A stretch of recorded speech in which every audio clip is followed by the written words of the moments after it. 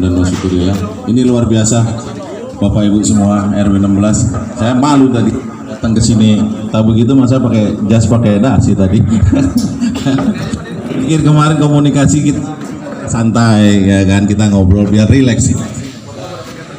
Enggak terkesan kita ini serius gitu kan. Jadi kalau nanti nggak masuk, nggak mengena gitu, karena ini konteksnya kan pengenalan. Jadi yang resmi nanti kita di kelurahan, nanti kita sekali lagi akan dilaksanakan BIMTEK. Baiklah Bapak Ibu, untuk mempersingkat waktu, sebelum kita masuk ke materi BIMTEK, mungkin Bapak Ibu semua bertanya-tanya. Tapi sebelum bertanya, saya mau bertanya, siapa yang di sini yang pernah terlibat dalam kepemiluan, dalam artian pernah menjadi saksi partai ataupun caleg? Ada yang pernah ikut jadi saksi sebelumnya di pemilu sebelumnya? Belum ada ya? Kalau yang sudah pernah jadi KPPS atau anggota KPPS, udah banyak ya. Jadi artinya sebenarnya dengan pemilu itu sudah nggak asing, ya kan? Tapi memang pemilu 2024 itu menjadi sesuatu yang berbeda daripada yang lalu. Makanya mungkin banyak pertanyaan, kok sekarang ribet banget sih jadi KPPS? Harus ada surat kesehatan, harus minimal SMA, kemudian harus cek sipol segala gitu kan. Jadi biar menjawab rasa penasaran Bapak Ibu, akan sedikit saya sampaikan latar belakangnya. Jadi seperti kita ketahui, pemilu 2019 kemarin itu kan pelaksanaannya luar biasa bagi teman-teman KPPS.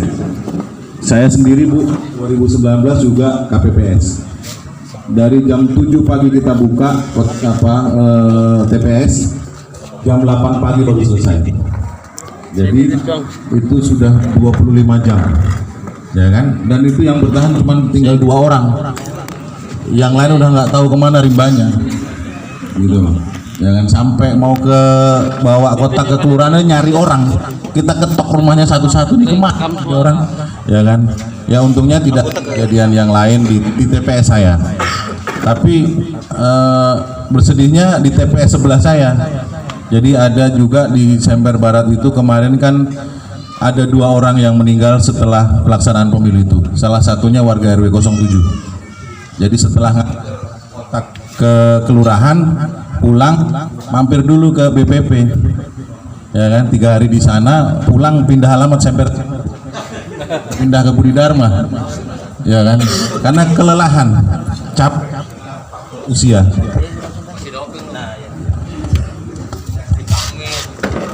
Makanya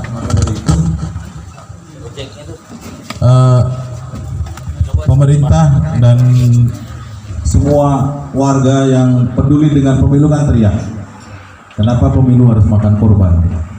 Total se-Indonesia itu ada 892 yang meninggal ketika pemilu 2019. Itu sangat mahal untuk sebuah pelaksanaan pemilu. Makanya di pemilu 2024 yang akan datang, KPU dengan persetujuan DPR dan dengan banyak pertimbangan akhirnya membuat regulasi bahwa batasan usia KPPS itu harus ada maksimalnya, karena yang lalu itu hanya minimal 17 tahun, tidak ada batas maksimalnya. Ya kita sih tidak menjamin yang muda bakalan lebih panjang umur, tapi setidak-tidaknya kita sudah mulai bahwa usia yang lebih muda secara fisik akan lebih kuat kalau harus melakukan pekerjaan dalam jangka waktu yang panjang, ya kan, dan melelahkan, ya kan. Pemilu memang pada 2024 memang tanggal 14 Februari, tapi pelaksanaan tahapan-tahapannya nanti kan tidak hanya pas tanggal 14 ya, kan ada nanti persiapan tenda dan sebagainya, BIMTEK juga kan, itu kan melelahkan. Nah kemudian salah satu atau faktor lain yang membuat penghitungan suara itu menjadi berlarut-larut, ya mohon maaf, kemampuan teman-teman KPPS itu tidak sama. Jadi dulu itu udah umurnya yang penting mau, pendidikannya ya iswawalam gitu loh. Makanya ada ketuanya yang canggih banget, anggotanya nggak bisa mengikuti, ya kan? Lama-lama anggotanya nggak bisa mengikuti, ini melipir hilang, ya kan? Dan itu banyak yang terjadi, ya kan? Bahkan di RW di Sampai Barat juga Pak, di nggak usah saya sebutkan RW-nya, pokoknya ada. Itu saking-sakingnya teman-temannya sudah nggak mampu, tinggal ketuanya tok di TPS itu. Dan apa yang terjadi? Dibawa pulang kotaknya. Udah saking stres Pak, ya kan, udah lama teman-temannya nggak ada, udah bawa pulang aja dah. Dan itu juga akhirnya jadi persoalan gitu. Makanya berusaha disetarakan bahwa teman-teman KPPS itu harus paling tidak SMA, ya kan, supaya apa? Karena ini kan perlu kecermatan, ketelitian gitu kan. Nah, ditambah lagi ya pas proses pendaftaran ini minimal sehat, ya kan. Jadi faktor usia, faktor pendidikan, dan faktor kesehatan dari awal sudah menjadi keharusan untuk menghindari kejadian berulang di 2019. Nah, kemudian tambah satu lagi, bahwa mulai tahun 2020 kan partai politik itu wajib mendaftarkan anggotanya ke dalam SIPOL, Sistem Informasi Partai Politik. Jadi orang-orang yang partai itu yang merasa bahwa ini anggota saya didaftarkan. Jadi partai mendaftarkan melalui SIPOL-nya KPU, ya kan. Nah, kita berharap bahwa calon-calon KPPS ini, rekan-rekan semua, Bapak Ibu semua yang di sini, tidak terafiliasi dengan partai politik, karena kita ini adalah penyelenggara negara, bagian dari penyelenggara negara. Jadi kalau kita itu penyelenggara negara harus netral. Tapi ada persoalan, kadang-kadang kita tidak tahu nama kita ternyata dicatut, ya kan. Jadi ada ketidaktahuan kita, nama kita SIPOL. Makanya ada formulir bahwa untuk persyaratan seandainya nama kita ada di dalam SIPOL, bikin pernyataan, ya kan. Karena kadang-kadang orang dulu minta KTP ada begono ini, tahunya itu dipakai untuk nama kita ke dalam SIPOL, dan itu menghapusnya setengah mati Pak. Harus nyari kantor partainya, karena yang bisa menghapus hanya partainya. Jadi nanti ada surat dari minimal itu pengurus partai tingkat kota. Makanya Bapak Ibu besok-besok jangan gampang memberikan fotokopi KTP, ya kan. Jadi akibatnya salah satunya begitu, ya kan. Tapi kan meskipun kita udah hati-hati, ya namanya partai politik, ya kita nggak bisa ini juga kan. Jadi itulah sekelumit kenapa perekrutan KPPS kok rasanya kok ini jangan-jangan Barat nih yang mengada-ada. Enggak, senasional aku sama, KPU-nya kemudian dilaksanakannya sama berbarengan serentak di Indonesia tanggal 11 Desember sampai tanggal 20 Desember. Makanya saya berharap sebelum tanggal 20 Desember mudah-mudahan di RW 16 ini sudah bisa naik semua untuk berkas-berkasnya. Lagi Pak, bagaimana mekanisme dan prosedurnya, terus apa yang bisa membuat dia masuk dalam pencoblosan, apakah ada form tertentu yang dibawa sehingga teman-teman di PPS ini paham bahwa ini memang DPTB. Kalau yang DPTK udah jelas tadi Pak.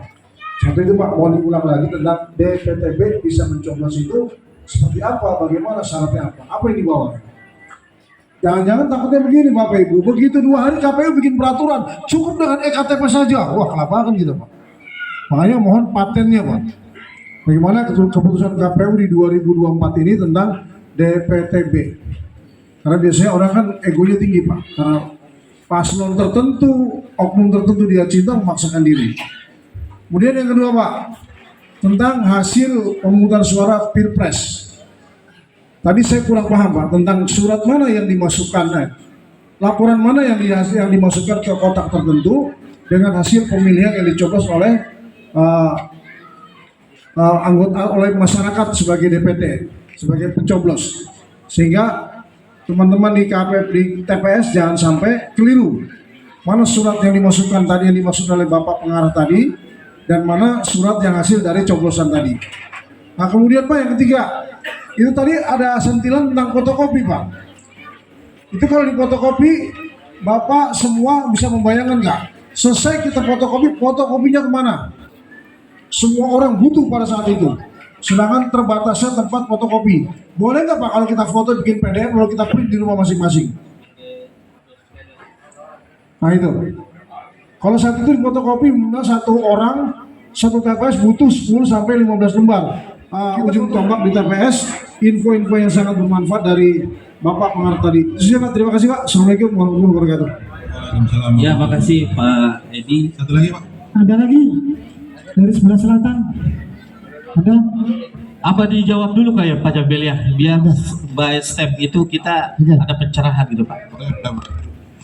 Jadi yang pertama terima kasih masukannya tadi Bapak tentang itu yang tidak ada keluar di tengah bulan ya kan. Ya, kita tahunya cuma STR itu keluar 1 bulan sebelumnya Pak, mau tengah bulan atau awal bulan kita nggak paham, cuman informasinya bahwa STR itu keluar 1 bulan sebelum beliau pensiun. Tapi kalau ternyata ada mekanisme bahwa tidak boleh keluar di tengah bulan, itu menjadi catatan.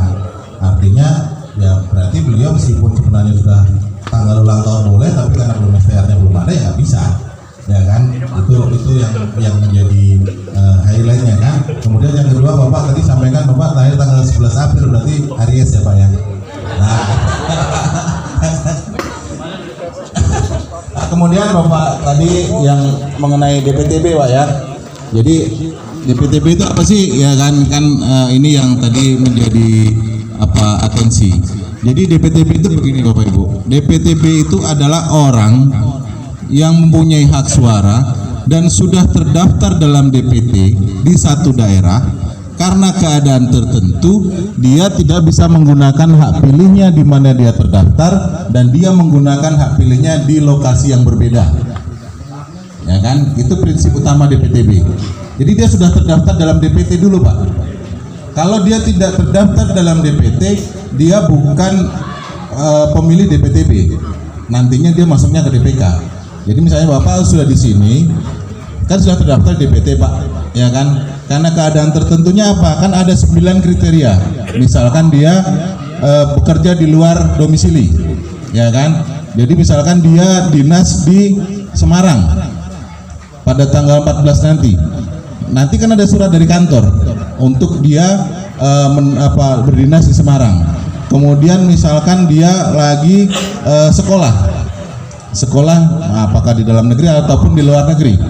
Kemudian dia misalkan lagi sakit, ya kan, atau dia mendampingi yang sakit.